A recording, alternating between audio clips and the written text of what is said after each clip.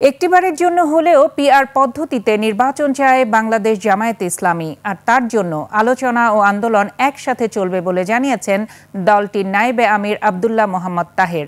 তবে জুলাই সনদ বাস্তবায়নে আলোচনার নামে বারবার সময় বাড়ানোকে ষড়যন্ত্র হিসেবে দেখছে দলটি। সোহেল সামির রিপোর্ট। বিকেলে গুলশানস্থ ইউরোপীয় ইউনিয়ন দূতাবাসে আসেন জামায়াতে ইসলামীর আমিরের নেতৃত্বে 4 সদস্যের প্রতিনিধি দল। বৈঠক করেন ইউরোপিয়ান পার্লামেন্টের উচ্চ পর্যায়ের প্রতিনিধিদের সাথে। পরে দলের নায়েবে আমির সাংবাদিকদের বলেন, পিআর পদ্ধতির প্রাসঙ্গিকতা নিয়ে আলোচনা হয়েছে।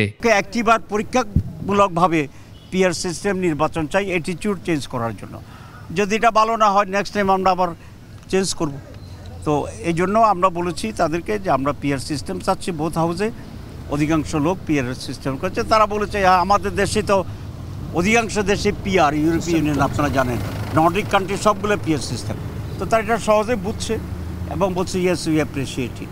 জুলাই সনদের আইনি ভিত্তি দেয়া নিয়ে ষড়যন্ত্রের কথাও জানান তিনি। যারা চাচ্ছে না যে এটা রিফর্মসটা আইনি ভিত্তি হোক এবং এর ভিত্তিতে আগামী নির্বাচন হোক, মূলত তারাই এখন এই সমস্যা তৈরি করছে। এই অ্যাটিটিউড যদি চেঞ্জ না হয় তাহলে 1 মাস কেন, নির্বাচনের পর পর্যন্ত যদি মেয়াদ থাকে তাইলে হবে না। তবে অমীমাংসিত ইস্যুগুলো নিয়ে আলোচনা ও রাজপথে আন্দোলন একই সাথে চলবে বলে সিদ্ধান্ত দলটির। দোয়া করবেন তাড়াতাড়ি সুস্থ হয়ে যেন আবার আপনাদের সাথে মিলেমিশে একসাথে কাজ করতে পারি। সোহেল সামি, 21 টেলিভিশন, ঢাকা।